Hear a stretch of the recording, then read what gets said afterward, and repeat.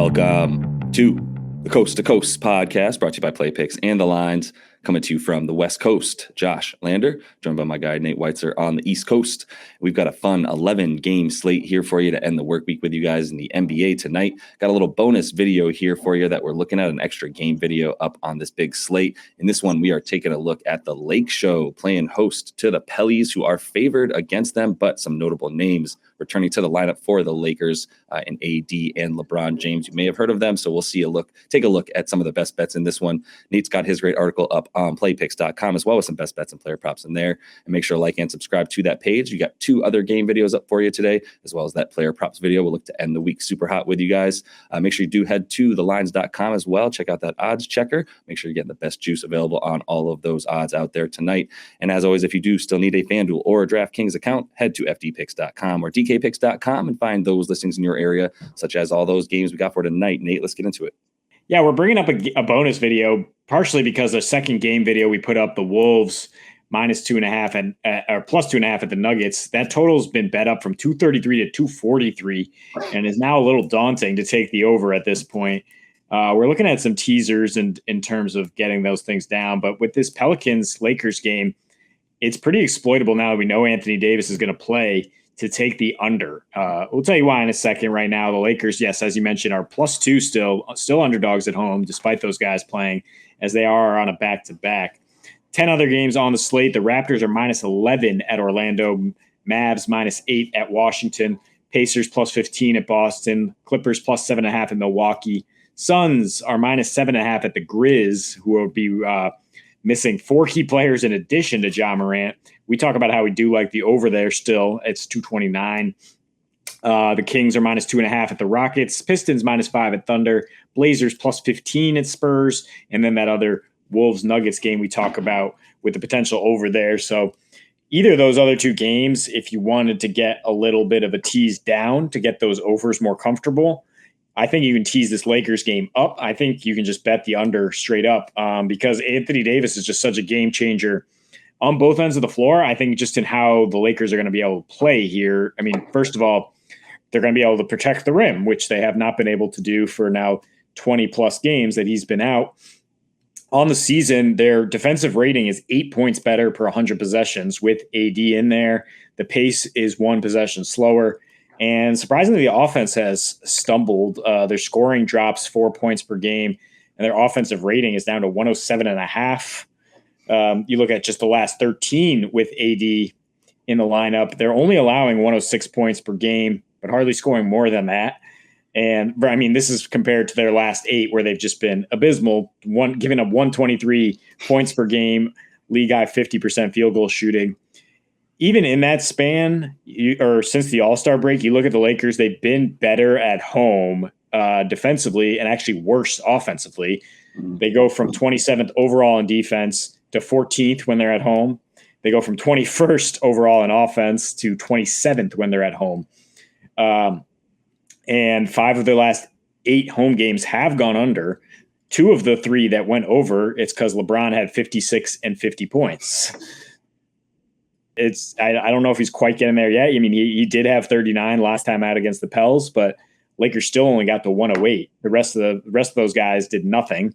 And the Lakers, the rest of those guys are on a back-to-back here. They've gone under in 4 of their last 7 on back-to-backs with a slower pace, with a slightly better defensive rating as they tried to slow it down there. Now just looking at New Orleans, of course, too, they're a good team to take an under with right now, going under in 6 of their last 7, allowing just 105 points per game. Pace has dropped considerably. They also have that kind of home road splits where they're fast on the road, but they're much less efficient, and they're actually 3rd in defensive rating on the road since the break. You look at their last 5. I mean, they've gone under in 6 of 7. The first 2 against the Hawks and Spurs were close unders. The last 5 against teams that can't score at that rate. Pace is down to 94.5. They're hitting just 9 threes per game. And I mean, they're second worst in terms of threes on the season. That's where the Lakers are vulnerable. Again, they just beat the Lakers with a total of 224. And AD is going to help, I think, keep everything down here.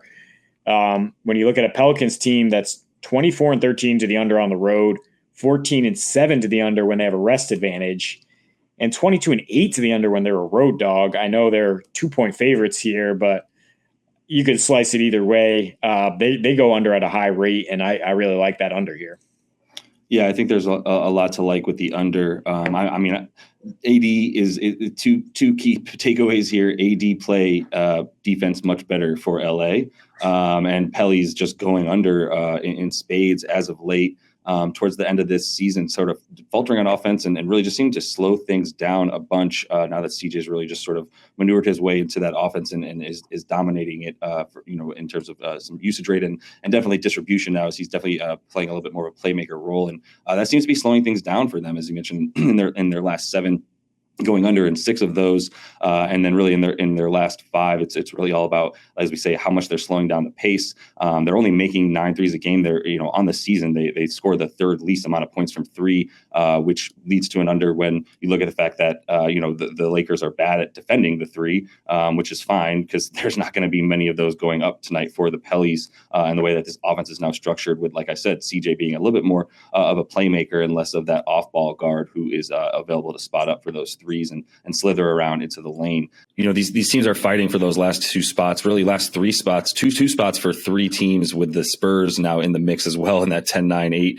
11-10-9, and the Lakers sitting outside right now with losing the tiebreaker to the Spurs as is, and just a couple games back of the Pellies. I do like the LeBron factor tonight in terms of them trying to drag them to at least get an opportunity to play in the playoffs this year. I don't think he wants to miss it, despite the fact that I know he's probably seems a little bit more geared towards getting his stats as of late than even winning. But at the same time, what's he supposed to do is he's dragging this team to the finish line. We'll see what we get from AD tonight. But really, just to close the point on the unders there, things slowing down that much for the Pellies as of late. On the road, they have not gone over this 230 mark that this prop sits at since March 8th when they played the Grizzlies and gave up 132 points to them alone. I don't think the Lakers are capable of putting up those points tonight. With, as I said, AD still needs to come back into the lineup and get used to things. But we do know that he's capable of at least stopping things on defense for a really, really weak front court for the Pellies outside of Joe Val.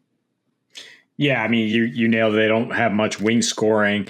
It's Brandon Ingram and CJ pulling a lot in the mid-range, and they're the second worst 3-point shooting team because those guys are not necessarily as much deep threats. But they do stop fast break points. They are allowing the 5th fewest free throws. They're allowing the 9th fewest paint points on the season. These are things that the Lakers depend on because they don't really score very well in the half court either, right, with this supporting cast around them. I mean, if it's just like if we're going to see the same kind of LeBron team and LeBron AD team we've seen the last 2 years. I mean, last year they were 46-30 to the under on the season. The year before, 18-13 to the under at home and 16-13 to the under in the bubble. And those totals were often like 209. So it's a bit misleading even. Yeah. They almost would never flirt with a 230 score. And I mean, even if they're playing one of the top teams in the league. Yeah. Again, the home road splits are looking good here in terms of the Lakers haven't even on the entire season have a league average defensive efficiency at home versus 27th on the road. And as I mentioned, the Pelicans going under at the 3rd highest rate overall in the Western Conference.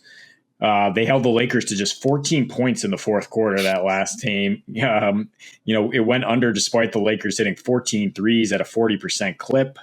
So, I mean, you get a little bit of regression here. As you mentioned, it's going to be a little bit of a feeling out with AD finally back out there. Yeah. And, the Lakers having played with a skeleton crew the last few games. So I do not expect a shootout at all.